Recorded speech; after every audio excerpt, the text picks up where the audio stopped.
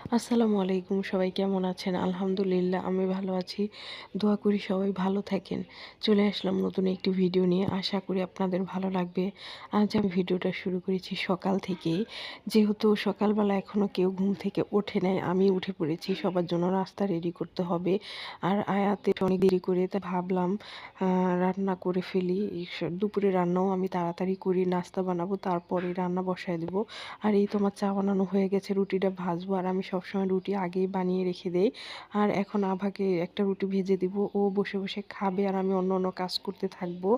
আর যেহেতু ওর পাপাও অফিসে চলে যায়, আর এই তো আমাদের সব সময় সকালবেলা রুটি চাই খাওয়া হয়। আয়াত আভা অন্য কিছু খায় মাঝে সাঝে, ওদের যা খেতে চায় তা আগে বললে আমি রেডি করে রাখি আর কি।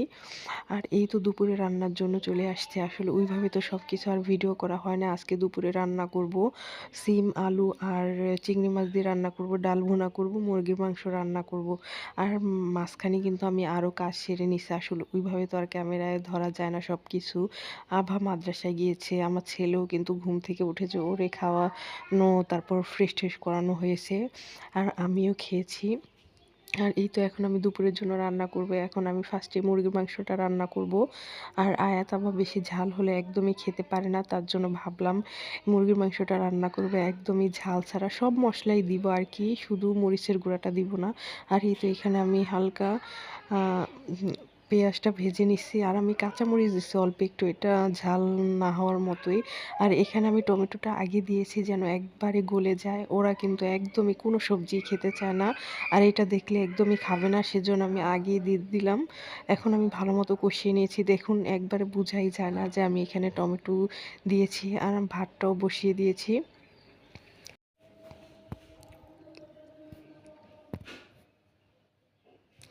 এই তো আমার মশলা কষানো অনেকটাই হয়ে গেছে।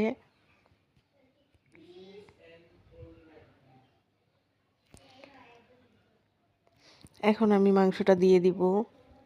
আসলে আমি ভেজে রান্না করি না, যেহেতু ওদের একটু দাঁতের সমস্যা, তার জন্য খেতে পারে না শক্ত হয়ে গেলে, তাই আমি ভালো মতো কষিয়ে নেব।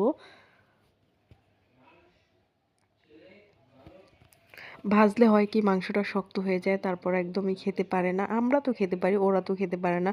আর বিশেষ করে ওদের জন্যই রান্না করি, ওরা যদি না খেতে পারে তাহলে কিভাবে হয়। বড় মানুষ কিন্তু সব ধরনের খাবার খেতে পারে, ঝাল হলেও সমস্যা নাই, ডাল দিয়েও খেতে পারে।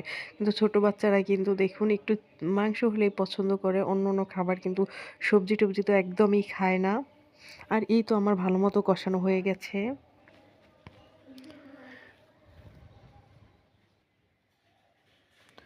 ভাতটা বলক আসছে, তাই ভাবলাম আর একটু ভালো মতো নেড়ে চেড়ে দেই, তাহলে ভাতটা ঝরঝরা হয় অনেক সুন্দর। আর আমার মাংসটাও অনেক সুন্দর করে কষিয়ে নিয়েছি। এখন আমি পানি দিয়ে দিব। আর ওইভাবে তো দেখাবো না, আসলে একটু একটু করে দেখানোর চেষ্টা করি। যেহেতু আভার পাপা আসবে তাড়াতাড়ি, আমার রান্নাটা দ্রুত করতে হয়। আভারও ছাড় আসে, তার জন্য ভাবি যত তাড়াতাড়ি রান্না করি, ওদের আবার একটু খাওয়াতে হয়, আবার রান্নাঘর পরিষ্কার করা লাগবে, তাই ভাবলাম তাড়াতাড়ি রান্নাটা শেষ করি আগে। আর এই তো এখানে আমি চিংড়ি মাছ দিয়ে সব ধরনের মশলা দিয়েছি। আর এখন আমি এই সিম আলু দিয়ে রান্না করব। চিংড়ি মাছ দিয়ে এভাবে রান্না করলে অনেক ভালো লাগে, আপনারাও ট্রাই করতে পারেন।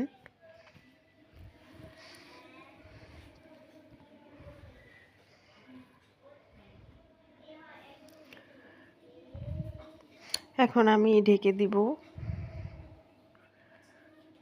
আর এই তো দেখুন তরকারিটা অনেক সুন্দর হয়েছে। এখন এই তো আমার ডাল রান্নাও হয়ে গেছে অনেকটাই।